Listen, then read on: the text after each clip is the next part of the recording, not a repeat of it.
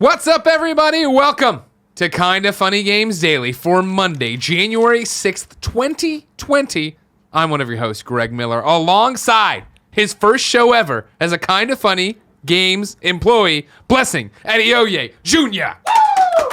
Yo, what's up, Greg? Not much, man. How are you? I'm doing good. Happy New Year. Happy New Year to you, too. Yeah. Pretty eventful for you so far. Yes. You left your life behind in Seattle. I did. You moved here to work for... What was that now?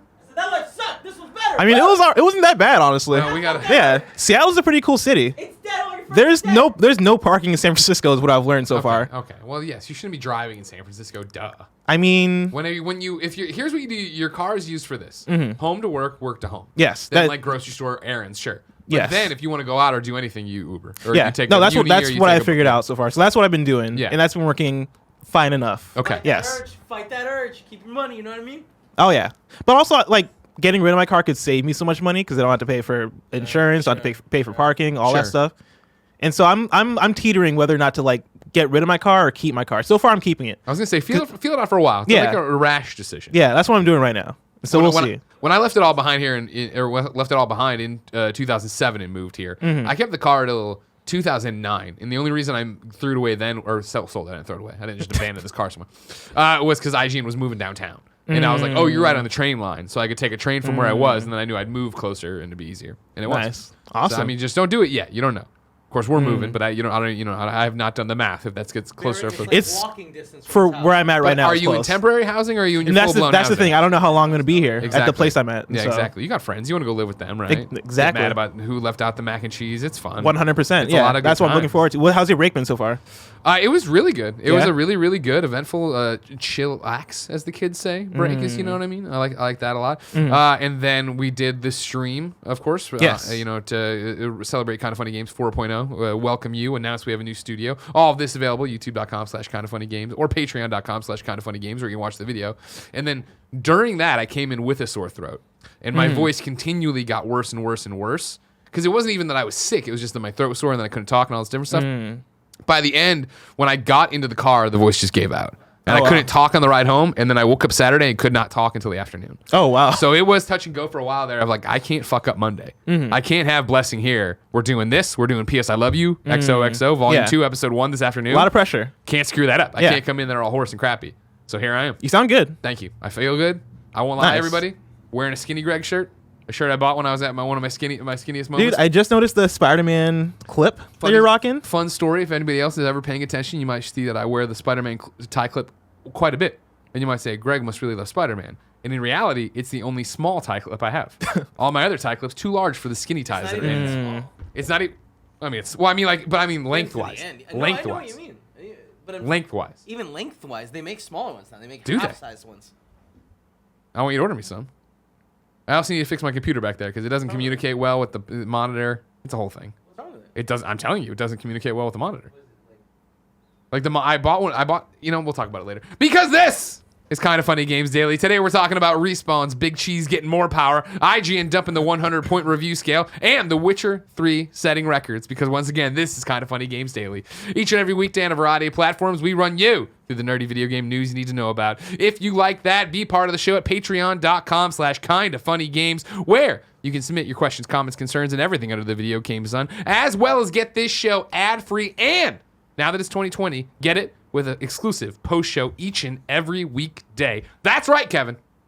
If you want to go above and beyond, you can watch us as we record it live on twitch.tv/kindafunnygames. If you're watching live, you have a special job. Go to kindafunny.com/you're wrong and tell us what we screw up as we screw it up so we can set the record straight for everybody watching later on youtube.com/kindafunnygames, roosterteeth.com, and listening on podcast services around the globe. What was that, Kevin? You're pointing? Today is post-show, huh? Yeah, we have a post show every day now, Kevin. Oh, yeah. It's very easy. Well, we're not doing the YouTube live thing anymore, remember? No. We're just putting it on Patreon. So you just got to cut the live on Twitch. We'll talk for more time, and you put it back live on Twitch. Oh, nobody told me that. Oh, yeah. I'm telling you right now. This is how we do it. it's This is so how we do easy. it. This is how we feel it out. Wow, so easy. So easy, right? Kind of funny. 5.0. What 4.0? 4.0 for games. Games. You know what I mean? Yes. 4.0 for games. It's year 5. You know what I mean? It's just So confusing. what's going to happen next year? I guess, do we step everything up? Do Does we- everything go to 5.0? Do we skip 5.0? Do we just and abandon go this 6.0? weird- Yeah. Exactly, right? Just throw an X Microsoft in there, did you know it. what I Just mean? exactly. Yeah, exactly. I think the iPhone did it. You know what? We'll do V. Kind of funny. Because it's Victory five. formation? but it's Kind of funny Venom. exactly. You know, it means Like Venom fun. Snake. It means Time for fun. some housekeeping. Thank you, everybody, for your support over on patreon.com/kindoffunnygames. Remember, throughout the month, it is January. It is our anniversary. We are celebrating by asking you if we've ever gotten you through a long drive, a long commute, a bus ride, whatever. Maybe it doesn't involve an automobile at all. I don't know where you listen to this show. We're asking you to go to patreon.com/kindoffunnygames. Kick us a few bucks, even if it's just for the month. Of course, like I said, you get all sorts of perks like ad-free versions of the show, every show with a post show, all that jazz. But on top of that, it's just a nice way to say thank you for everything we do, like hiring Blessing, getting a giant new studio, bringing back to shows, doing old shows. Plus, we're already through our fundraising goals. We're into the stretch goals. If we get up to 75,000, we are doing a basketball game that we're going to film like a pay-per-view, and everyone's going to hurt themselves. Seems like a bad It's going to be idea. really bad. And then at 100K, we're going to go to Pittsburgh, talk to Steve from Able Gamers, talk to Mrs. McCouga, throw a meet and greet. One more World Tour stop in Pittsburgh at Josh McCouga's Uncle's Bar, because that's how you do it. Thank you to our Patreon producers, Blackjack and Mohammed. Today we're brought to you by Mint Mobile, but I'll tell you about that later. For now, let's begin the show with what is and forever will be the Roper Report. Time for some news. We got 5 items on the Roper Report. A baker's dozen. That's right, Oh, Kevin. wow. That was great. That was Kevin- awesome. Kevin's a lot like me. Thank you. You go home for these 2 weeks, right? Yeah. You don't want to be there 2 with your weeks. wife. You don't want to be there with your family. 2 weeks. You want to be on a live stream screaming your head off. So it gets all pent up. You let it percolate, and then you come out of the gates. Bah! You know what I mean? Oh, yeah. I know how that feels. Do you? No. No, you don't. You will. Don't worry. Oh, You yeah. know, you'll get there. I'm ready for it. What we're going to start with here is number 1. Respawn Head is taking over DICE LA. This is Todd Martin's at the LA Times. We're jumping into the middle of a story because there was a whole bunch of preamble in here. He's talking about Vince Zampella, of course, head over at Respawn. A good dude we all know well. We're jumping into the article. Here we go. Earlier in 2019, Zampella predicted that Fallen Order, under the direction of Stig from God of War 3, would begin to remold Respawn developers, long typecast as multiplayer shooter guys, into interactive storytellers. Now, he's ready to look beyond Respawn, the studio he founded in 2010 with Jason West, which was acquired in 2017 by Electronic Arts. In 2020, Zampella will also lead LA-based offices of another Electronic Arts-owned studio, DICE. DICE was founded in Stockholm in the early 1990s and is home to games such as Battlefield, Mirror's Edge, and Star Wars Battlefront. But Electronic Arts characterizes its LA-based outpost as long dedicated to support for DICE's core products. Under Zampella, there are plans to expand and launch an original, as yet unrevealed game. The company will remain separate from Respawn and, Zampella says, likely will drop the DICE name. Quote, "We will probably rebrand," Zampella says.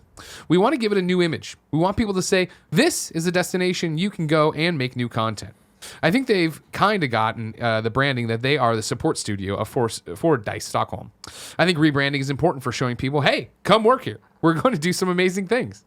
The studio, he stresses, will be separate from DICE Stockholm and separate from Respawn. Says Zampella, quote, "We do talk a lot, and the more we interact and learn from each and teach each other, the better we'll be. So there's interaction, but as far as the games, they're their own studio." The move is being overseen by Laura Mealy, and I know I'm pronouncing that wrong. I'm sure Imran Khan can correct me. Go ahead on, you're wrong. Who about 18 months ago took over as Electronic Arts Chief Studios Officer. At a time when major console makers such as Sony and Microsoft are readying new systems for release in late 2020, and streaming and subscription services are providing more avenues to discover games, we're going to keep going with Melee, says she is focused on broadening the Electronic Arts portfolio. I think under Vince's leadership, the expectation is to have them work on and create a game of their own, she says. And I genuinely believe that he is going to help guide them creatively. He is going to help them further fortify and build out their talent and their team. I think we're going to have a really strong studio out of our LA location. They can go from a support team to a full standalone studio to create a new game offering. As for what this means for Respawn, Zampella speaks of his role there now more as a head coach. Quote, "Star Wars Jedi Fallen Order leader Stig will continue to direct a narrative-driven branch at Respawn. The ongoing Apex Legends is overseen by Chad Gurner, who followed Zampella from Infinity War to Respawn to work on what would become the first-person shooter series Titanfall. The virtual reality Medal of Honor Above and Beyond is being spearheaded by Peter Hirschman, whose Medal of Honor experience stretches back to the game's early days when it was developed by DreamWorks Interactive." Bless, this is one that broke, obviously, while we were away. Yes. It's been percolating. What are your thoughts on it? I really like this news. Right. I think this sounds awesome. I think Respawn is very underrated as a developer. Like last year, like if they did Developer of the Year awards, which I guess is kind of DICE. If there was a Developer of the Year for 2019, I would give it to DICE. Or not DICE, Respawn. It's a confusing story. Yeah, you're talking about DICE Awards. DICE Awards. And there's Zampella DICE. from Respawn is taking over DICE Studios. But he's coming from Respawn. And last year, Respawn released Jedi Fallen Order, and they released Apex Legends, which I would say both of those are two of the best games of last year. I mean, that's you're 100% right on the money. Like, yeah. What a fucking year 2019 was for Respawn. Yes. And that's the thing is, I think everybody's known for so long the talent that's down there. If you played Titanfall, and I urge you to play Titanfall, both 1 and 2, right? Like, you played those games and you saw it, you felt it. I was not at the time, and I still am not, a multiplayer shooter guy, and I fell in love with Titanfall 1 and played it really, really hard for a long time. For me. For Vince to be, you know, the head coach of that, to have that vision and know what that is, I think it's an awesome move to see him move over like this. Especially for EA, which is a publisher that I feel like needs more wins. You know, I think, you know, Respawn is kind of their one crown jewel right now, where everybody looks at Respawn and everybody's excited for what they're doing. You know, everybody was excited for Jedi Fallen Order. Apex Legends came through. Everybody loved that. You know, Titanfall 2 came through. Everybody, you know, championed that single player narrative along with the multiplayer. And so, you know, for Vince to be going on and not starting a new studio, but moving on to a new studio. For all intents and purposes, he is. Yeah. He's going there. He's changing their mindset. He's changing their name. And he's going to, like he says, I know it sounds goofy the way he put it because he's a goofy guy. He's saying, hey, come here. You're not just going to support other people's visions. You're making your own. Yeah. That is starting a new studio. That is making something huge, I think. Yeah, and I think that sounds awesome. I think that's going to be big for EA.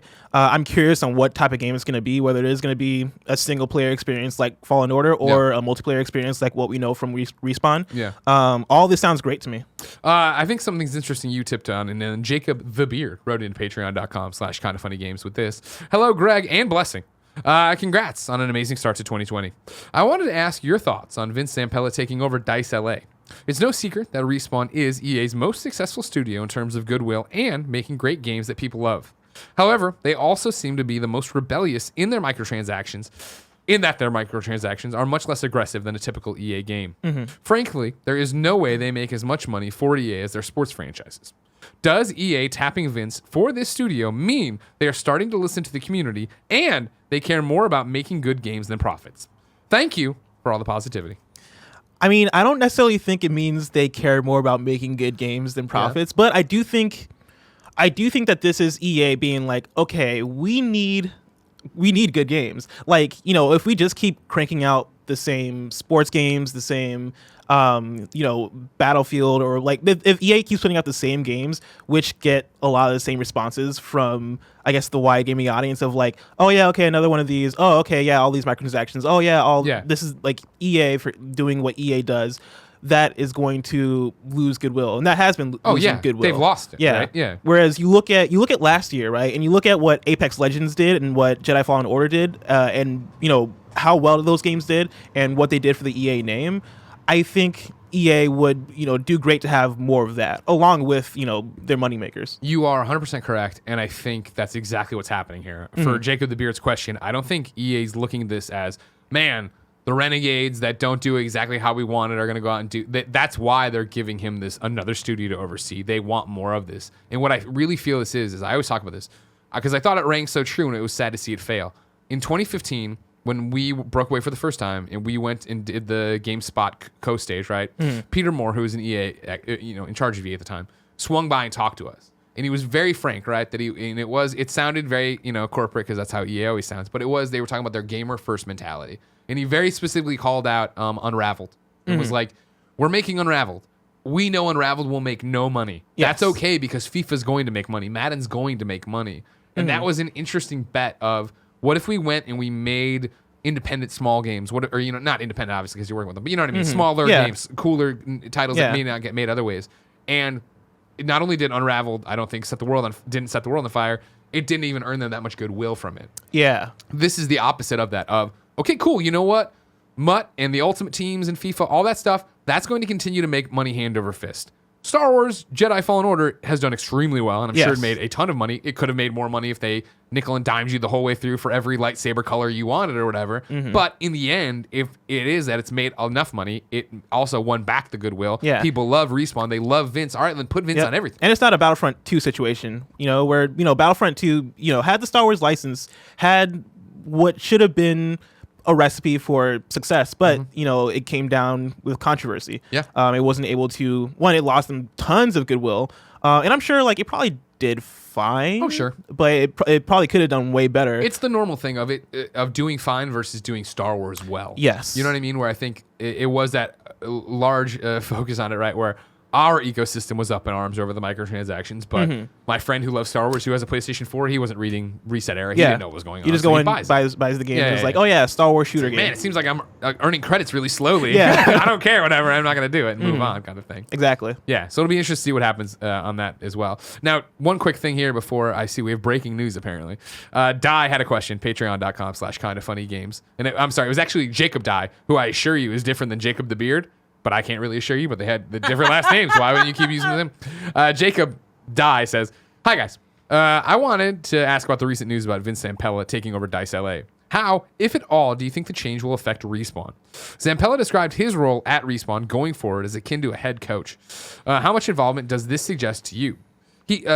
How involved was he prior to this change? Would we, as consumers, even notice either way?" I don't think you would, and I don't mean that in a bad way. I think Vince is very much not only, I don't want to say a figurehead over there, but he's the face of the company. That's You know what I mean? That's what I think people understand him as. And so I think, when this article's so great at it, right, of talking of the fact that he brought in Stig to lead Fallen Order, right, that the Apex team has its own Apex people, Medal of Honor has its own people. Like, I think in general, Vince will still be the face of that studio. He'll still be the one there talking, taking the PR appointments, and being out there in front of it and championing it. But I think he's set the pace for that, right? Yeah. I think it's, in some ways akin to what we're doing with you, where it's like, I feel like me coming in here and, for 5 years now, hosting all these shows and doing all this thing, the dream has always been to bring in other people, bring in talent, bring in people we see from the community that are awesome, have them be members full blown of Kind of Funny, and have you make your own shows and you do your own thing, and I don't have to touch everything. Yeah. And I think you already see that. We just didn't know it, like you're saying, Jacob the not beard, with having it be, oh well, there's a guy running Apex there, and Stig was running Star Wars, and so on and so forth. I also kind of see it like how Kevin Feige oversees not Star Wars, Marvel, and you still have Taika Waititi, directing Thor Ragnarok. Yeah. Or like an individual director for Black Panther, or whoever's directing Avengers, right? You have 100%. these different projects that have people on them and people that are in charge of them, people that are making sure that they are on the right track. Yeah. But Kevin Feige is kind of the guy who's like, okay, I'm gonna make sure things are good. I'm gonna make sure these are all in the right direction. But he's not necessarily out here writing the next Black Widow movie. Exactly, right? And that's honestly what you want to see, right? Like, I think we always talk about throwing the ladder back down, paying it forward, like letting new voices come in. If Vince can go over there now and with the power of his name, which sounds goofy, but for real, with the power of Vince Zampella, go over there and get more people who are like, oh man, I'd love to go work on whatever he's helping work on or whatever team he's assembling. That's awesome. See what comes next. Sounds All right. good. Now, what I've had inserted into my document here is Tim Hijack Stream. I want you all to know Kevin spelled hijacks, HYJACK. You gotta love it. You love to see it. So here's the thing. Before the break, Elgato hit me up and was like, hey, I can't tell you that much about what we're doing, but you're going to want to stay tuned to early January. Like, we're announcing a product that I think is going to be very relevant to Kind of Funny in its audience. And I was kind of like, all right, whatever. Like, to be real, totally rolled my eyes. I'm like, we'll fucking see. Turns out it is awesome. Okay. You talking about the future of like the community members and stuff, being able to make content and stuff. This is a perfect example of there are no more excuses. Like, this makes it so easy to be able to make content about video games. Watch this trailer. We'll talk more about it. Okay. This just dropped? Yeah. All right. Should I narrate it for the audience? It's a guy putting on a hat. Should I know this guy? Blessing, you're young. Is this one of the streamers? That looks like Does somebody. this guy work with Mike Aransky? Standalone 4K HDR recording. Oh. Wait, is it... So now is this going to replace our... No. Elgato. I mean, our it could. the Shoguns? But it's like this is aimed more for people that just want to take it on the go to esports events or to just to capture their own footage at home for YouTube videos, or to connect to play on Twitch. Wait, but this is like exactly the same thing that we use to use the well, I guess it's much better quality. Yeah. God, do you remember, Tim, when you started working at IGN and we would go capture gameplay footage and it would be bring Folsom? Have to bring an entire laptop and other devices and stuff. This is just this one little thing. You put the SD card in, you're able to capture in as high quality as you want to. HDR anywhere. Huh. Oh, God. So you wouldn't need a computer. Nope. You just need this thing. OBS. You just plug it in, and it's going to record, and you have your file. You have exactly what you need. That's awesome. No crazy settings and stuff. You just hit record, and it's going to record. Okay. Yeah. It looks awesome. Like this is setting the internet ablaze that's gonna be great now. for like E3 and like PAX. Absolutely. That's gonna be perfect for that. That's what I'm saying. That's gonna be crazy. Tweet went up 20 minutes ago here with the trailer from Miguel Lozada, content creators and gaming industry, and it's 4K 60 HDR over USB 3.0. 4K 60 HDR records straight to SD card, PC free. Let's make traveling to recording events and recording at conventions easy. The over 3.0 is a big thing though. Like usually you But, like I don't think this is like a huge thing. I mean, it is though, because it's making this accessible to everybody, not just people that. But like the Aver, the old one that we used to use. Yeah, but that thing, with all due respect to Aver, was never reliable. What's this thing I called? disagree. I just think that like we use things. We use them in a very specific amount. Is this just the next like? I don't know what it's called. It's God, I mean, like this, the 4K 60 is like the big part of that. Yeah. But anyway, keep your eye on this, and if you're interested in making content, I think this is going to be a really good pickup. Look at that. Yeah. A little pat on the back from one Tim Geddes coming in here, telling you about the hotness out there. Good job to Tim. Number 2 on the Roper Report, IGN is ditching its 100-point review scale and going down to a 10-point review scale. This is Dan Stapleton over at IGN. In the spirit of a new decade of games, movies, TV shows, and comics, we at IGN have a special announcement. We're making a change to our scoring system and dropping the decimal from our traditional 100-point scale. That means there'll be no more 7.1s or 8.9s, not even 6.5s. Just nice round numbers from 1 to 10 that clearly and decisively convey what we're trying to say. After literally years of internal debate, we've come to a strong consensus that this system will improve the quality of our reviews and allow us to communicate with you better. It's a big change, so let's walk through some of the reasoning behind it. IGN has used a 100-point scale for the vast majority of our 23-year history. And in most cases, it's served us well. A lot of people love the pinpoint accuracy of the system for the way it allows you to declare one thing slightly better or worse than another. Under the right circumstances, this allows you to create an ordered list of reviews that accurately reflects the very specific sequence in which they're recommended, which is useful for at-a-glance comparisons. As a reviewer, it is nice to be able to recognize improvement or decline in a series, however minor, with a slightly higher or lower score. So why the change? In the experience of our current IGN Reviews team over the past several years, the reality is that these direct comparisons between extremely diverse reviews often end up inadvertently miscommunicating our intent and practice. That's especially true in the context of a large outlet like IGN, where many different critics with different specialties work together to cover a broad spectrum of the entertainment world. Art criticism, whether you're talking about games or movies or TV shows or comic books, isn't a science. To use games as an example, while you can count the pixels on screen, the number of frames per second displayed, or even the number of hours of content available, none of these things mean a game is good. Even if it's technically bulletproof and runs at 4K and 144 Hz, it can still be terribly boring. Conversely, a game that can run in 900p at 30 frames per second, parentheses, which occasionally dips into the 20s, and still be worthy of our highest rating masterpiece. Blessing. Yes. The new IGN point scale looks like this then. 10 is a masterpiece, 9 is amazing, 8 is great, 7 is good, 6 is okay, 5 is mediocre, 4 is bad, 3 is awful, 2 is painful, 1 is unbearable. You have been a fan a long time of IGN. I have. You just joined the industry. Yes. What's your take on this? I feel like for me, as somebody who, when I first got into IGN, it was through reviews. Yeah. You know, I used to just like binge game reviews, you know, because like I didn't have all the exposable cash to just spend on games. And so Now you're making that kind of funny money though. Yeah, now I'm making that kind of funny money. But, you know, I can, watching reviews is how I kind of ingested games for a while. And, you know, if you asked me back then, I probably wouldn't have liked the change because I was just like a guy who I would love to kind of watch a review and see like, okay, this seems like a 6.7 and whoever would give it a 6.7, I'm like, yes, I knew it. Right. As somebody who has been kind of paying attention over the last few years and kind of has I don't want to say like grown with the industry, but like has kind of seen where the industry has gone over the last like I'd say generation. Yeah. I think this is a great idea. I think this is perfect. Like at a certain point, and they kind of explain it here, right? Like what is really the difference between a 6.5 and a 6.6? Yeah. The reviewer might know the difference, but it's really hard to communicate to an audience why a 6.5 is a 6.5 as opposed to a 6.6. And so I think this makes things clear. It makes things easier to communicate as far as like, how do you feel about this game? I think it causes less arguments on the internet about like, we'll see about that. I don't know about that, Bless. Maybe a little bit like, you gave, I don't know, man, Uncharted 2, and you actually gave it a 9.5, right? Or no, you didn't review it. Uncharted 2, Roper gave a 9.5. 9.5, right? And if he would have just manned up and given it a 10, yeah. and when I gave Uncharted 3 a 10, nobody would have had anything to say. And it's like, you gave this thing 0.5, know. That's crazy. Do you think that would have put Uncharted at 9 instead of the 10? The first Uncharted?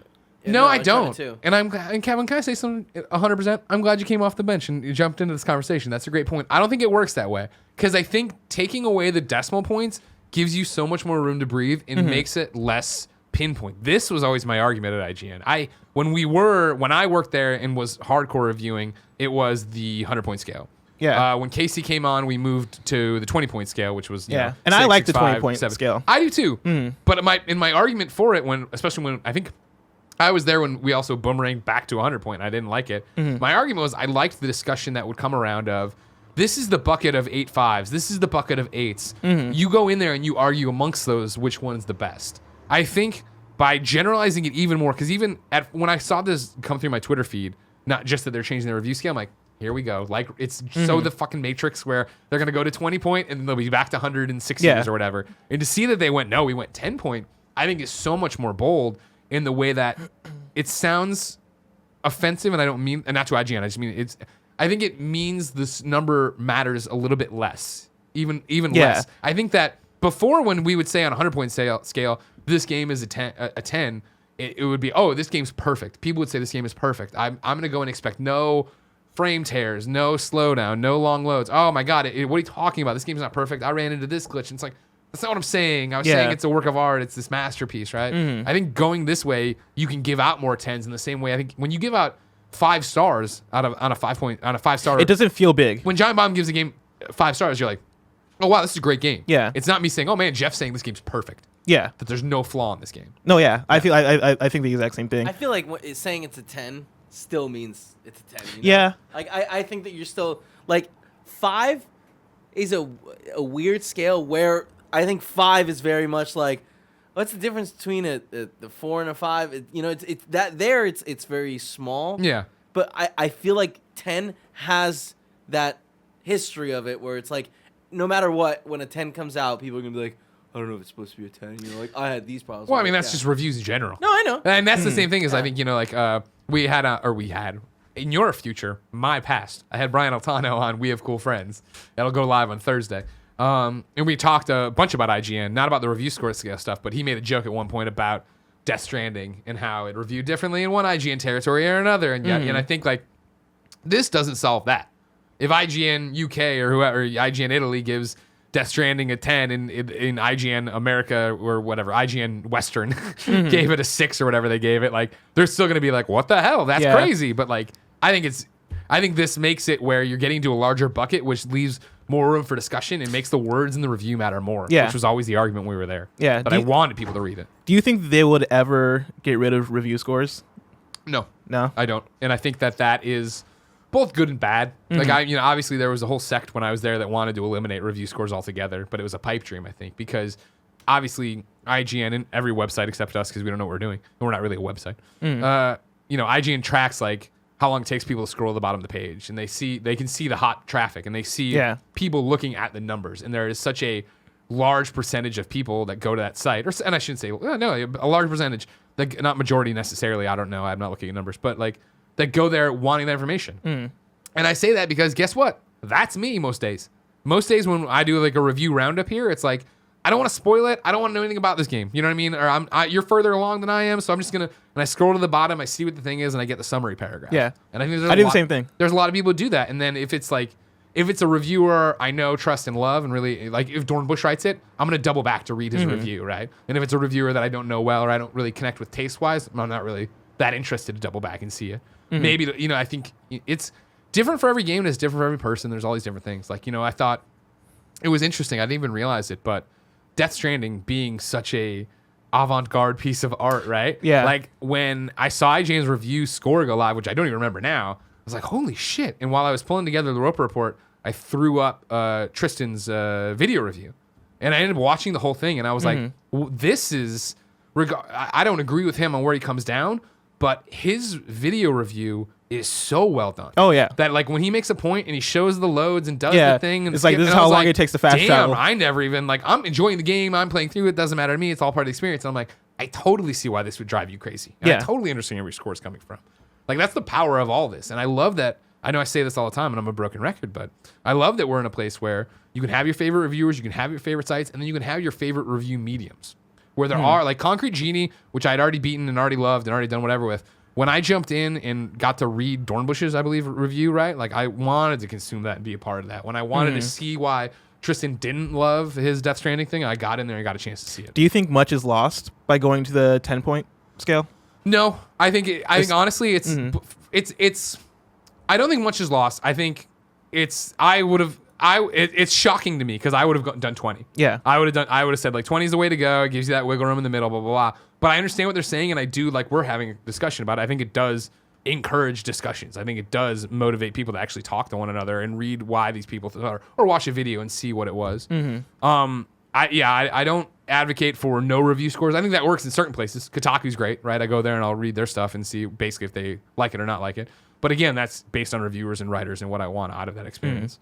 But yeah, no, I like the 100-point scale. I'm sorry. I like the 10-point scale. Yeah. I like the change. I think it's going to be really, really interesting. It'll be fascinating for Metacritic because, right, that's always such a big deal. It's like, especially with IGN being IGN coming in there and really swinging that big dick around. What does that mean? I think GameSpot does the 10-point, right? Do they? I don't think so. I think they do. Maybe they don't.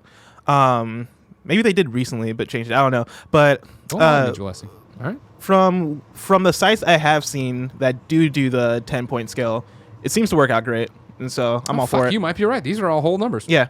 Huh. I missed that. Yeah. When I go to IGN, when I go to GameSpot, I just look at audio logs. So, Oh, I feel you. I feel you. See what I'm doing? Hey, look, man, it's a $130 option. It doesn't have HDR, but, Aver Media. For the Aver? Tim's not even in the room anymore. What do you want me to do? I don't know anything about this thing. I'm just telling you. You say it's unreliable, but, like, we have an Elgato. I don't use it, though. You know what I mean? Okay. You know what I'm saying? I do. I like Aver Media. Okay, they helped. Are we still using Aver? Yeah. I don't know anymore. I don't know how you got all this stuff, Frankenstein. We have 2 of them right now. Frankenstein. Yeah. I don't know, Kev. Oh, fuck. I went to scratch my face and I hit my nostril. Oh, it looked like you were picking your nose in front of me. I did not know what you were doing with I went that. to go scratch right here and I missed. Oh, fuck it. I think I bruised it. Lord Opponent Yorong says it's the Elgato 4K 60 S Plus has a MSRP of $400. Yeah, see. Whoa. How much was the Aver thing? 130. It doesn't have HDR, but we've never once used any of our HDR Shogun recorders. You know what I mean? Wait, what? Like, our Shoguns record in HDR, 2 of them. Okay. But we've never been like, let's make sure we use the one that records in HDR so that we can export with HDR recording. But yeah, a lot of people want their stuff to look good. We just want it to go live. Same reason when we play the Switch, there's like some crackle and nobody can figure out. The people that want it to look good are spending $1,000 on a Shogun. That's the best recording equipment possible. Okay. Well, that's what Kev says. Take it to the bank. He's going to fix my computer later. What's wrong with it? Remember, it doesn't have any... While I'm here, Katie is asking about why her Patreon name wasn't read. Katie, you're a lovely person and a great supporter of ours. However, the names we read at the beginning of this show would have been from December's Patreon. Because we wait till the end of the month, then read the next. So now when January ends, let me tell you, February, pack a fucking lunch for the amount of Patreon producers we're going to have because you guys are amazing and very supportive, and we love you. And patreon.com/kindoffunnygames. Send us to Pittsburgh. Number 3 on the Roper Report. Final Fantasy VII is apparently getting a demo. Now, of course, is this big news? No. Patapon 2 is apparently releasing a very, very soon as well. Oh, for real? Do you think so? Because wasn't that like leaked forever ago? With this thing. Okay, that's a good point. Came out on the same day. That's a good point. Came out. That's a good point. All right. Now, what happened is, of course, Patapon 2. We'll cover this on PSL XOXO. But right now, let's talk about Final Fantasy VII. Demo got art posted. Everybody's like, it's happening. Then it never posted. However, it kind of posted. And if you go through the right back channels. You can figure out how to get it, and everybody data mined it, it turns out. This is Matt Purslow over at IGN. A demo for Final Fantasy VII Remake has reportedly leaked onto the internet, which has not only revealed the existence of a demo, but also contains files pointing to many elements of the final game. PSA, none of the leaked spoilers for Final Fantasy VII Remake are in this story.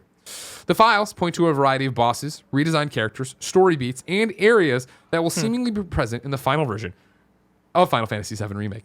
The full soundtrack has also been ripped from the files. As such, for those looking to experience the game unspoilt, is that a word? Unspoilt? It's a word now. Matt's smarter than me, so I trust it. It makes sense to avoid all of Reddit, Twitter, and other social media threads regarding the leak. Be vigilant out there. That's a bummer.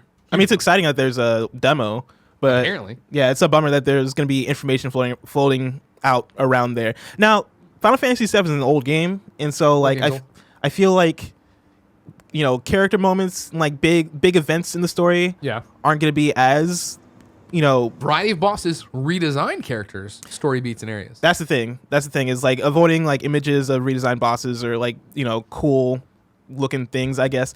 I love cool looking things. Cool looking things. That's probably going to be a thing to avoid, but what would you say your favorite genre of video game is? Oh, I love well, you know, I mean, genres I come and go with, but I love cool looking things. Man. But cool that there's a demo coming. Yeah. Seemingly. Yeah, no, like that's the thing about it. Like, you know, I've tried multiple times to play the original Final Fantasy VII. I understand it's a masterpiece. I understand it was a touchstone, yada, yada, yada. I've never been able to like it. I'm with you. Get it to it. I'm with you. And so when I got at PAX 2019 to West to go play the Final Fantasy VII Remake thing, and Tim was like, you're going to like it, you're going to like it, you're going to like it. I was like, I don't know, man. Played it, and I was like, I do like this. And so I'd love other people to have that experience. I would love to get even more familiar with the controls so that when it drops, I don't feel like a complete noob and don't know what's going on. Do you know any spoilers of Final Fantasy VII? Oh, you wait, like the story? The story of the original. Like, you can't okay, because there are like quite a few big events that happen that like I feel like are now just part of. It's like Luke, I am your father type stuff. Where it's like if you know video games, you probably know what happens in Final Fantasy VII. Yeah. I think I do, but it's that. So there is that hope of playing through it of like what did they change? Would I notice it? Probably not. You know what I mean? But it's because they're going to keep the same major story beats too. So probably. Yeah. We have a question though from Joe Meriedeth. Joe Meriedeth wrote in to patreon.com/kindafunnygames, just like you can. It says, do leaks ruin games?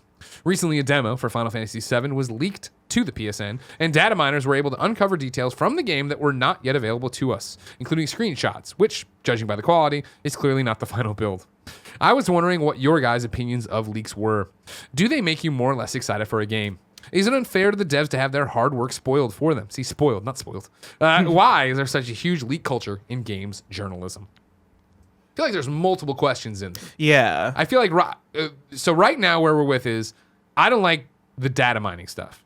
I wish that stuff didn't happen to game builds. It depends for me. Like I love it when it comes to Smash characters or like DLC stuff where it's like the game's already came out, we've already played the game. You had your chance to enjoy it. Yeah, we've already enjoyed it, and now like here's like future stuff coming out for the game. I like that stuff. I like it when it's not story heavy games, and so fighting games, or like I don't know if you could like leak a puzzle game, but like stuff that please leave me a new Luminous. Stuff that is like these aren't big narrative story games, or these aren't games with like crazy reveals like this character died, that sort of thing. Like if it's not that, I could be very into it, like fighting game characters. But when it's something like this, right, where it is Final Fantasy VII, where we've all been waiting for this game, we all want to experience the story. It's going to be 30 hours long probably. That's a bummer, Yeah. And so I don't like that stuff. Yeah, and it's that thing of I remember when Last of Us, they put out something that got data mined. I remember there being a big brouhaha that all the chapters got, like the titles of them got broken down. And it wasn't even I don't even remember if they turned out to be real, because obviously it was so long ago, and then you play the game and I wasn't even thinking about it. But it was that idea of like, I don't even want to think that way. I don't even want to know that that's a possibility. Like I love the, unexpected part of it. And I feel like there's such a difference between games and movies.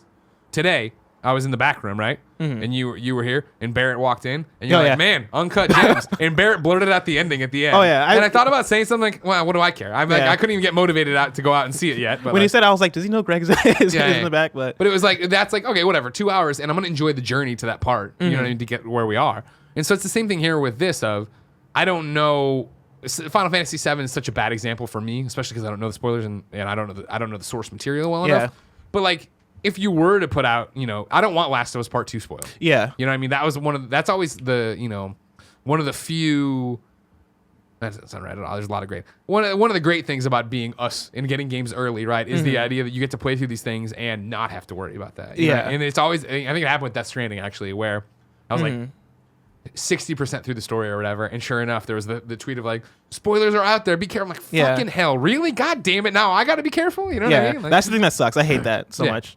So like, the data mining and that stuff, that sucks. People going out and just shouting like when Dumbledore dies or whatever, like that sucks. Like, come on, like, leaks are such a weird thing where when you bring in games journalism, Joe, and I think that plays more to like, Jason Schreier talking about what the next Assassin's Creed is going to be.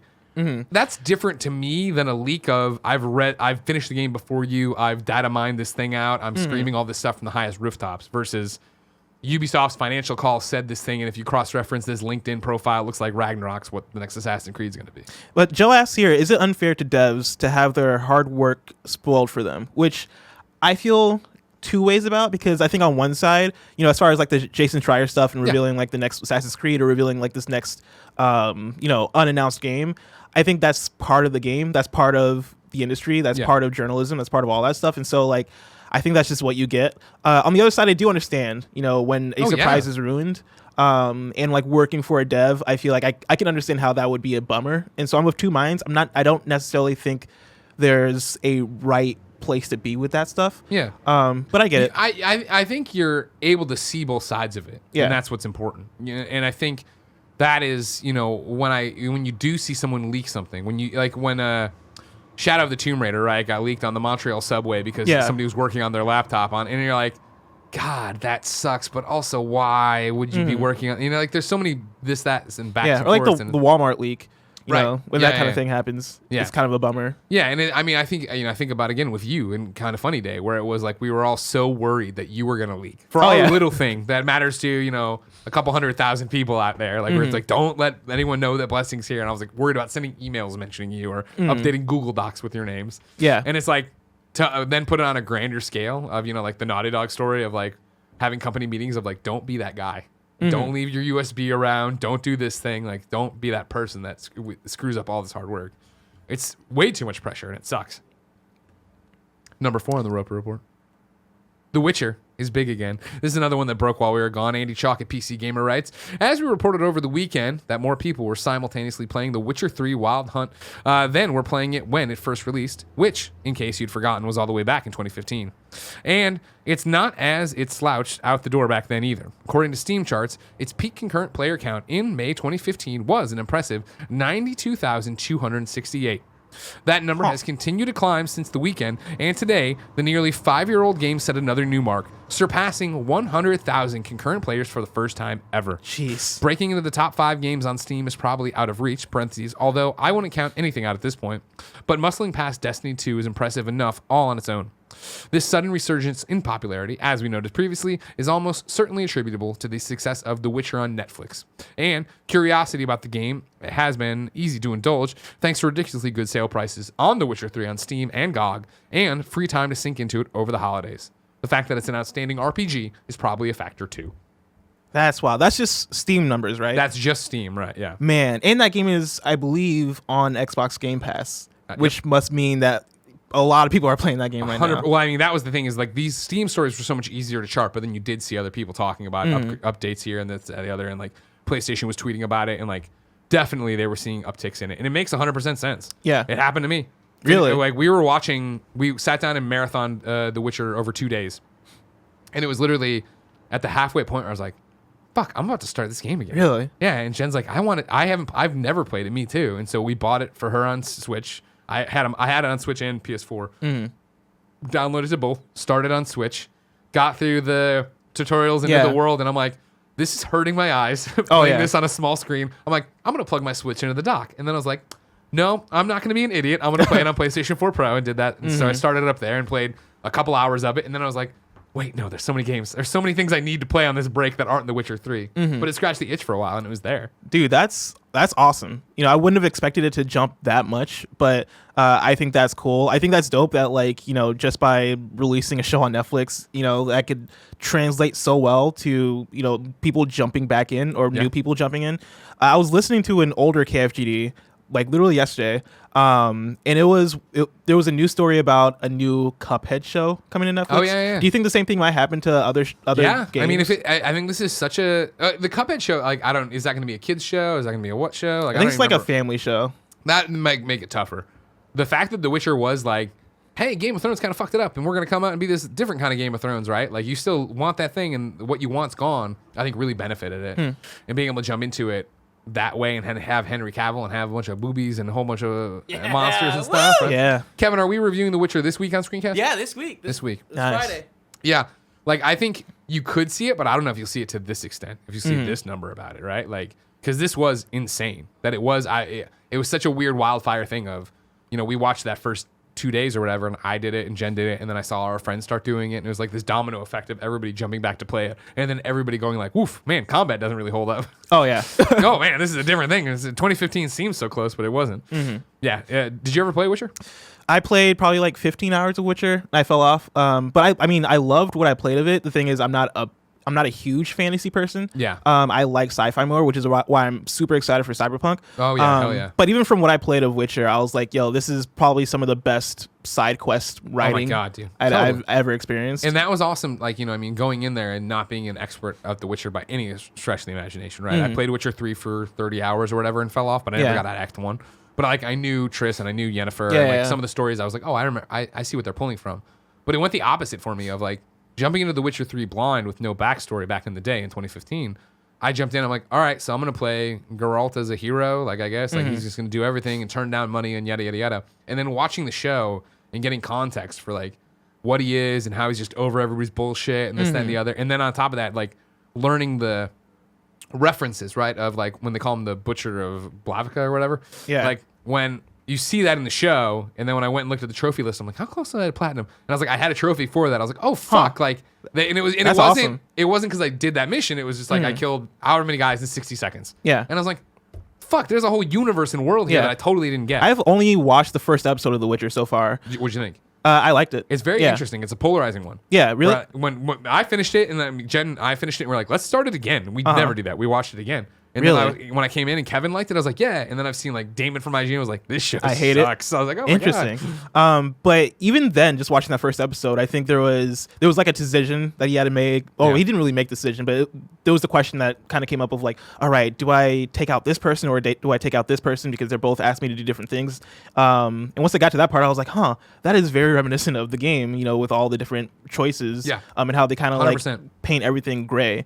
And so I think, the show so far, from what I watched, seems super cool. And I'm a little bit motivated to go back to The Witcher 3. I probably will not because There's so much time. else. Yeah, There's there's so so much many. else to play. There's a lot of other games to play. And so it seems cool, though. Yeah, no, I thought it was really well done. I'm interested to see season 2, and I'm awesome to see, Witcher 3 take off again because obviously we love the dudes and dudettes over at Cyberpunk. Yeah. Or, CD Projekt Red, sorry. I'm so excited for Cyberpunk. Number 5, an easy one. That I can't believe it either, folks. Dreams has gone gold. This is a tweet from Media Molecule. We've got some exciting news to share. Community, but they use the MM, like community. Yeah. Dreams PS4 has gone gold. We're all set for February 14th, 2020. Thank you for all the love and support you've shown Dreams and Media Molecule. We're so excited to continue this adventure with you. Blessing, it's finally happening. It's Can't really believe happening. it. I can't believe it, honestly. Dreams is a real game. It's gone gold. It'll be out in February. Man, how different do you think it's going to be from that? Was it a beta? Early access, creators early access. Yeah. I think it's going to be a game. Like the early access stuff was very much like, here, make stuff. Yeah. Did you see this thing going around over the weekend of the breakfast? Yes. Dude, Dude, that Kevin, looked crazy. Can you Google it and show it to everybody? Just Google this breakfast was made in Dreams. Somebody made like a full English breakfast, but when I say that, I mean they just painted or modeled a full English breakfast in Dreams, and it looks like a real photo. Yeah. I think it's going to have the traditional Media Molecule story level trophy thing mode that'll teach you everything layered on top of it, which I'm starting to get excited for. Yeah. Now that we're actually there. Yeah, Kevin, can you throw that up? That's it right at the top. Or that's it. To get there and actually see Yeah. So here we go. Who is this? John Beach? Joe Beach? Oh, John Beach. So this was made in published my dreams. first full beach breakfast in #Made in Dreams for all to have a closer look at. And so yeah. Shit. Yeah. Right. Like it doesn't only look good; it looks appetizing. Yeah, no, it looks. I mean, you would think this if you didn't get told that this was that, you would think this is a photo of somebody's full English breakfast. I saw a video of somebody who created like a mocap kind of thing with their PS4 controller in Dreams, where essentially they would like tape things to their eyebrows and to different parts of their face, and when they'd like move an eyebrow, it would move the trigger of the DualShock 4 slightly, and you would see the character in game essentially mimic their face like mocap, which is out of this world. Like there are things people are doing in Dreams that seem like it's like, how are you doing this? 100%. And so that's really exciting. I've always been interested, and when I came out at that E3, geez, what, Kevin, 2017, back in the day. After finally, I brought Andy, I dragged Andy back into it to watch it and see it all. Like when I learned what the creation tools were, when I understood how Experience was working, when I understood they are literally encouraging if you just want to model, if you just want to do voices, if you just want to do music, and you're going to get the same benefit as everybody else. That seemed like such a cool thing, and getting into more people's hands, I think, is going to be the real test. And I hope that the base levels they're putting on top of it are interesting and exciting enough, as in the same way Little Big Planet was, that it's pulling me through. Those are games that I platinum 1 and 2, I think, and I'd be totally down to platinum this if it's more of that. If it's more, here's all this awesome stuff, and then it does the create for 30 minutes, create for an hour, do whatever. Yeah. I don't know what I'd make or if I could make anything decent, but Do you think it's gonna get that little bit Big Planet kind of reaction where people get into it? I don't know, man. I mean, my gut would say no. My heart wants to believe that, but I just feel we're in such a different place, that there is so much going on that There is a lot going on. there's so much going on all the time. You have 2 new consoles coming, you have this dominance of the Switch, you have PC continuing, you have VR, you have mobile, you have Apple Arcade, like you have all the games, Last of Us, right? You have so much coming out this year that you're gonna put out this game that I still just don't think is marketable easily mass scale. Like, this is awesome. This guy made a fucking breakfast. You can't put that in a commercial during an NBA game and make people go, man, that's a game I want to play. Yeah. They're like, wow, what a cool creation suite tool thing. Like, Media Molecule's levels and the stuff they've designed has to be on another level, right? Of like, you look at it, you're like, I get it. I'm controlling these things. I'm going through and I can make stuff at the end. Otherwise, it's going to have this niche audience that is in love with it and wants to do stuff with it. I know the Dreams community is already amazing. Media Molecule has one of the best communities around. Yeah. And so I've already seen them jump into it and go with it. Oh man, look Oh, at him. wow. See how he's making it? I mean, like, I've seen them go in and be part of this and want to create stuff and create cool shit, but I don't know what the success is on that. Kevin, can you get the mouse cursor off? And I know you're gonna get yelled at by somebody about that. Like, I wish I could tell you that. Wait, what is it adding right now? It's like a paintbrush right now. Yeah, I think it's like shadowing. Yeah. He was adding shadows. I think if you So go to the cool. beginning, if you want to re-go it, I think the little imp has like a brush head on his bottom that has like shadow that he's dropping on everything. I don't think they like being called that. Imp? Isn't that their name? I think that's what they're called. I'm just fucking around. God damn it, Kevin. It's like where they come from. That's a derogatory term. Yeah. What do you think? Do you think it's gonna set the world on fire? Do you think it's gonna find an audience? Do you? I mean, I think critically it's gonna do well.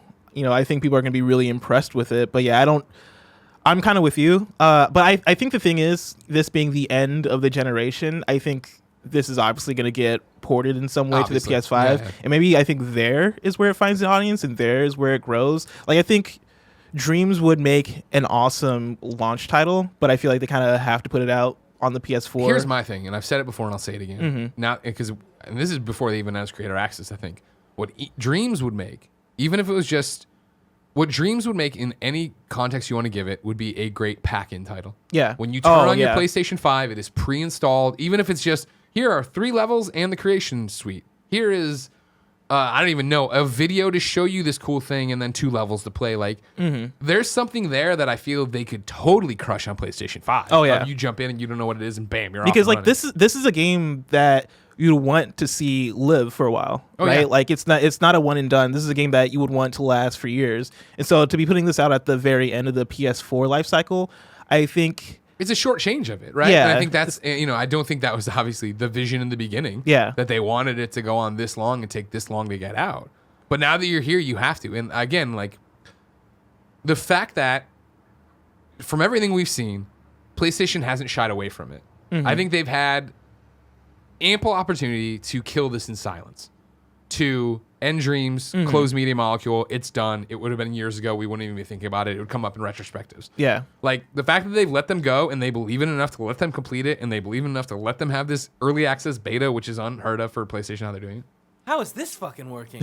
Dude, Dreams This is is what I'm talking crazy. about, dude. I don't understand. How is this working? So right now on screen, it's a guy playing pool,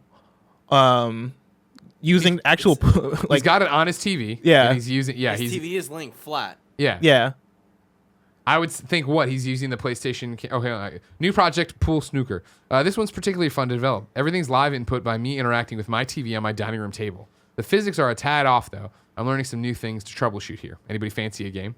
You found this by clicking on Made in Dreams, Kev? No, I was clicking down that guy. The John's guy that thing? did the breakfast. Yeah. He works for Media Molecule? Media Molecule. Gotcha. Yeah. And see, like, I mean, you look at this and it's like, are you fucking kidding me? Like, this thing is so goddamn cool. Yeah. But it does come down to, I guess, how are you going to market it? How are you going to promote it? And I guess that's one of the things for me, especially with us starting today or restarting a PlayStation podcast today, of like, I love Media Molecule. Always have, always will. And I love when they make weird shit.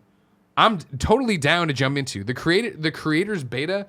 I have it. I still could download it and fuck with it right now. Has never enticed me because I'm not going to create. I'm here to play. And so, like, as everybody got their feet and got up to speed and started making stuff, it's cool. But like, the breakfast is cool. I'm not going to go in and play the breakfast. Have you gotten to jump into the beta and like check out what's but, like, there? for 2 seconds. Okay. And I think it might even have been at an event. I don't think it's on my home unit at all. The really cool thing for me is that I noticed, because I jumped in the first week and I was like, okay, like there's some cool stuff here, but like a lot of stuff seems unfinished. And it's like a lot of work in progress stuff and it's a lot of concept ideas. And then maybe like 4 weeks later, I jumped back in and like stuff had developed and I started seeing more and more cool ideas, more and more fleshed out things. And then like 4 more weeks passed and I jumped back in and you can see the actual progress of like more and more projects, like, you know, coming to their completion, seeing more and more people throwing cool ideas. And so, yeah, like I think after some time passes, and maybe that'll be the thing, right? And that's my thing, like why I've let it cook is like, especially now being gold in February right around the corner, even me of like, I should jump in and fuck around. I was like, well, wait till the full thing. Wait till I get... I have a question. Oh yeah, Kevin Cola. Did the VR ever come out? No, what they originally said was that was going to be like day 1.5. Like that's going to be right after they get the thing out, but like that they got to focus on this. And I think that was before doing that shit in VR has always been like, that was before they got into any of the, hey, like we're putting out creator beta only, and then hey, we're doing this thing and doing that. Yeah, that's what I want to do. I want to sculpt in VR.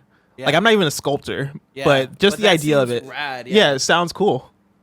We'll be keeping our eyes on dreams here on Kind of Funny Games Daily and PS I Love You XOXO. But the next episode of PS I Love You XOXO is so far away. Blessing, if I wanted something more immediate, say what came to the mom and grop shops, where would I go? The official list of upcoming software across each and every platform, as listed by the Kind of Funny Games Daily show host each and every weekday. Yeah. Out today, let me tell you, it is definitely a Monday after a long holiday. Ultimate Racing 2D on Switch. Blackmore 2 on Switch. Invisible Fist on Switch. Weenie, maybe? Wine. PC. Araha, Curse of Yoon Island, PC. Chameleon, PC. Dumb Fight on PC. And then Hero Mini Maker on PC. New dates for you? None. Again, everyone is asleep. I had no press releases this morning. You know, the year is getting up to speed. Wait for it. While we are gone, though, deals of the day for you. PS Plus for January is Uncharted Collection and Goat Simulator. Dude, that's a great month. That's amazing. That's an awesome month. Are you kidding me? The Nathan Drake Collection, all 3 Uncharted's right there for you on your PlayStation 4. Hell yeah, go get those trophies. And then, a huge one, Xbox Game Pass got GTA 5 while we were gone. Wild. Insane. Wild. There it is, ready to go. That's crazy. How much do you think they paid for that? Rockstar's just rolling in it. You know what I mean? I doubt they cut him a deal either. There's like, give us the cash. HypstaMarcel wrote in and said, Xbox Game Pass is probably the best deal in gaming at the moment, with hundreds of games for the Xbox platform and dozens for PC. What do you think Sony, Steam, Epic, and possibly even Nintendo, will do in the near future to compete with it? Will PlayStation rebrand PlayStation Now into Game Pass-like service? Will Epic launch their own subscription service? Dream big! Loving the energy in your first stream of the year. Keep up the good work. HypstaMarcel. Blessing? Yes. You get to answer this question when we come back, because I didn't tell you about our sponsors, ladies and gentlemen. It's time for me to read a mail, as you can already tell, because I started it. You can write into patreon.com/kindoffunnygames, where you can get the show ad-free and with an exclusive post show. And speaking of those ads, this episode of Kind of Funny Games Daily is brought to you by Mint Mobile. If you're still using one of the big wireless providers this year, have you asked yourself what you're paying for? Between expensive retail stores, inflated prices, and hidden fees, you're being taken advantage of because they know you'll pay. Enter Mint Mobile. Mint Mobile provides the same premium network coverage you're used to, but at a fraction of the cost because everything is online. Mint Mobile saves on retail locations and overhead, then passes those savings directly to you. Tim got this for his mom. It's been a lifesaver. It's easy. He just pays what she needs. Mint Mobile makes it easy to cut your wireless bill down to just $15 a month. Every plan comes with unlimited nationwide talk and text. With Mint Mobile, stop paying for unlimited data you never use. Choose between plans with 3, 8, or 12 gigabytes of 4G LTE data. Use your own phone with any Mint Mobile plan and keep the same phone number along with all your existing contacts. Ditch your old wireless bill and start saving with Mint Mobile.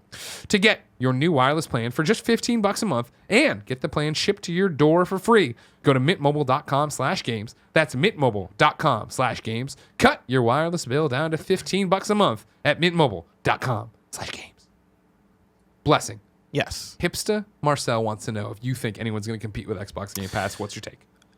I mean, PlayStation Now is kind of the competition to Game Pass, but even you can't say it with a straight face. Yeah, no, I can't. But like, they've been making steps. Yeah, oh yeah. They've been making it They've better. They've actually over got the years. PlayStation 4 games on there now. Yeah. And my prediction is with PS5, you see some sort of revamp to PlayStation Now. Like I don't know if they'll rename it. Maybe renaming it is probably a good idea because I think PlayStation Now just gets kind of laughed at whenever it comes up, or maybe not even laughed at, but just not looked at by any means with the same reverence as Xbox Game Pass.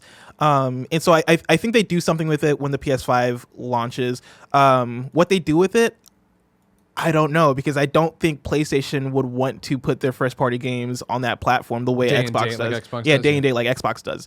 And that's like the big thing that, I mean, aside from like all the other great games that are on Game Pass, that's like the big thing for Game Pass is that when Bleeding Edge comes out, that's going to be on Game Pass. When Halo Infinite comes out, that's going to be on Game Pass. When Hellblade 2 comes out, that's going to be on Game Pass. And, you know, all those are big games, not to mention GTA 5, not to mention I believe Devil May Cry 5's on there, not to mention a bunch of other like huge games that are on Game Pass. And so like, how does PlayStation combat that? I guess making the same level of deals as Xbox is making. My whole thing is like, it's not even how do they combat it, it's do they want to combat it. Mm-hmm. People are pointing something out that I should have called out and I didn't call out. You're right. PlayStation Now had GTA 5. As Charles J says, GTA 5 has been on PlayStation Now during the period October 1st, 2019 to January 2nd, 2020. It was literally the next day that, like, as soon as that deal was over, Game Pass announced Interesting, it. Okay. And the difference there is that when Game Pass announced games, everybody pays attention and looks at it. Whereas with PlayStation Now, it doesn't seem like anybody does, right? Yeah. It's just that thing of like, oh, they're adding whatever to this. Because it's not this constant stream of games. It's not this day and date release for the most part of games. Yeah. How do you think they make people care though? The same way people care about Game Pass. Here's my thing is I don't know if they need to. It's this weird business dollars and cents thing of if I'm PlayStation and I'm looking at how this generation we have killed it. Do I look at that and I'm like, man, even and again, PlayStation Now remember is doing better financially per capita, whatever the hell that number was we were kicking around a while back. Like, in terms of making up digital sales, because it was more money or however it was. I forget the reasoning. Kindoffunny.com says you're wrong. But PlayStation Now was on top in terms of dollars spent on the digital subscription service. That number, combined with the runaway success of the PlayStation 4, like, you look at that and you're like, all right, cool. Like, this is something we might need to worry about, but we don't now. And it's the same thing. And that's the whole thing is Xbox Game Pass got aggressive and got into this deal because they needed to try to figure out how to get you to come to Xbox.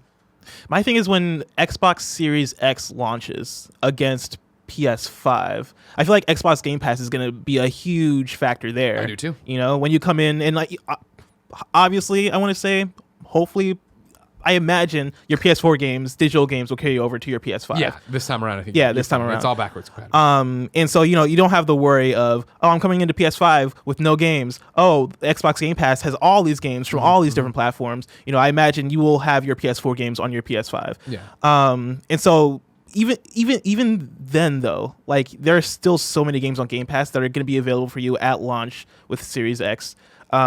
Which you will also have a lot of games available to you from PS Now, but I don't think the catalogs currently are comparable. Even though I haven't seen the PlayStation it's the same Now thing. catalog And in a again, while. it's how PlayStation deals with it, right? Where it was a big deal that they were putting God of War on it, right? In Uncharted 4. Oh, yeah. But then remember those cycle off. Or Yeah. Spider-Man. Was it Spider-Man? And they cycle off. Blessing Senior writes, and it says, PS Now has monthly updates. It just got Uncharted Lost Legacy and Horizon.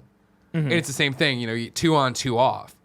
It's this weird thing of that is awesome and good, don't get me wrong, but it's not nearly as clean a messaging as Xbox Game Pass. Yeah. Every Microsoft exclusive first-party game is going to be day and date with this. Boom. We're going to make deals with people to make their game day and date with this. Boom. Like, there's reasons I think that Game Pass gets more headlines than PS Now. PS Now is a great service and doing well. I'm not saying all that stuff, but it's just not grabbing headlines that way. And I agree with you that that's what I've said on all these shows for years now, that Xbox, I think a while ago, admitted they lost this generation and started building for the future with this foundation of Game Pass, of accessibility, of being pro gamers and all right, cool, put our games everywhere and let everybody in. Let's all play together.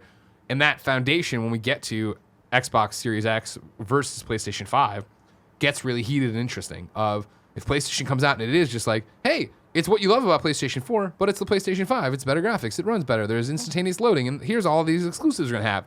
And Xbox is able to come out and say, hey, as we've there's a bunch of stuff coming up, but hey, we're more powerful, we're more money, but we have all these services, we have this whole ecosystem, and we have all these first parties, and we have xCloud, and you're playing your game everywhere. Because again, I'll tell you what, Blessing, you know how I'm always talking about Stadia and xCloud and how I want the streaming future and all this shit, and so many people. What about you, remote play, Greg? What about remote play, Greg? And I'm like, I've used remote play. It's not that great. And like, oh, it's better now. It's better now. What's happening over there, Kev? Everything's fine. Okay. I'm like, okay, great. Well, it's good to know.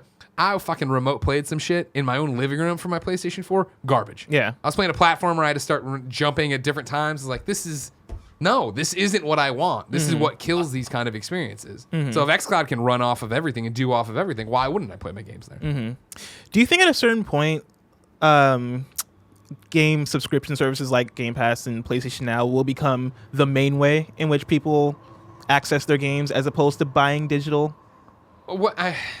That's so crystal ball looking forward. Future stuff that's hard to say.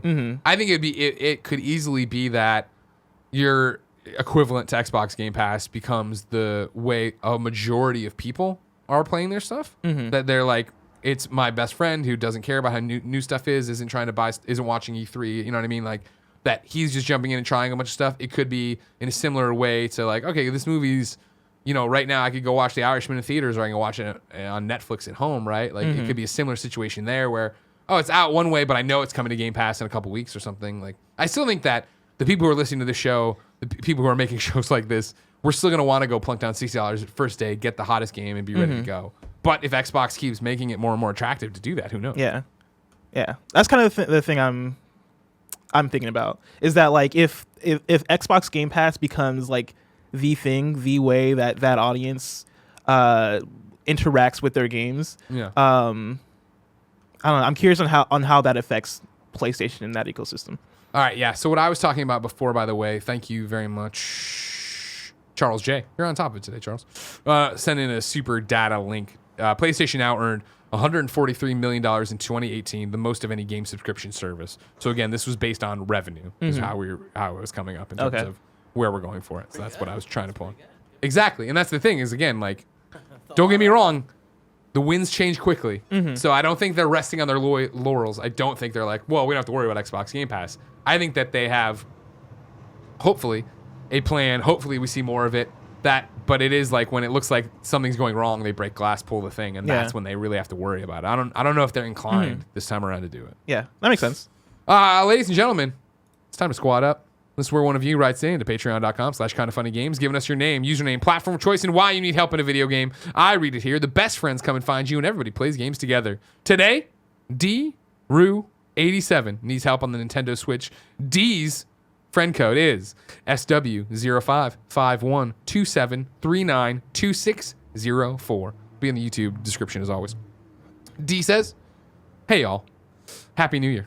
I'm hoping to complete my Pokedex for Pokemon Sword, and I need a score bunny. I can offer Grookey or Sobble or most other Pokemon. Appreciate any help I can get in reaching 400. If you have a score bunny, I revolved him. You know what I mean? All the way? He was on my main. Oh, yeah. He's my main. Nice. Well, that's who I chose at the beginning. I haven't seen another one, I don't think. Friend code 055127392604. Blessing. Yes. We're keeping you busy this week. It's You your are. first week on the job. We want to make sure everybody's seeing your smiling face. Yeah. Tomorrow, you're hosting the show with me. Yep. You're driving. Then Wednesday, it's Tim and you. Then Thursday, it's you and Tim. Then Yep. Friday, me and you to close out the week. Awesome. How did you think your first show went? It was fun. I enjoyed it. Yeah, I agree. Yeah. Up until right now, I wasn't sure about you. But then we went 10 minutes over the hour I usually try to keep it to because the discussions were so fucking good, and that's what everybody wants. Because this is Kind of Funny Games Daily. Each and every weekday on a variety of platforms, we run you through the nerdy video game news you need to know about. If you like that, head over to patreon.com/kindoffunnygames. Yeah, that's right. Where, guess what? The show isn't ending. We have a post show to do still. We're going to read through some, I think, next-gen user emails we got here. You can go to patreon.com/kindoffunnygames. Get that as part of the giant ad-free show we put up there. Remember, if you don't want to give us any bucks, no big deal. YouTube.com/kindoffunnygames. Twitch.tv/kindoffunnygames live. All that jazz. Follow Blessing on social media. Yeah. Blessing Jr. Say you did nice things. Thank and you. then you can see him here tomorrow for this show. P.S. I Love You, XOXO, Volume 2, Episode 1 drops tomorrow as well. There's a whole bunch of stuff happening. Until next time, it's been our pleasure to serve you.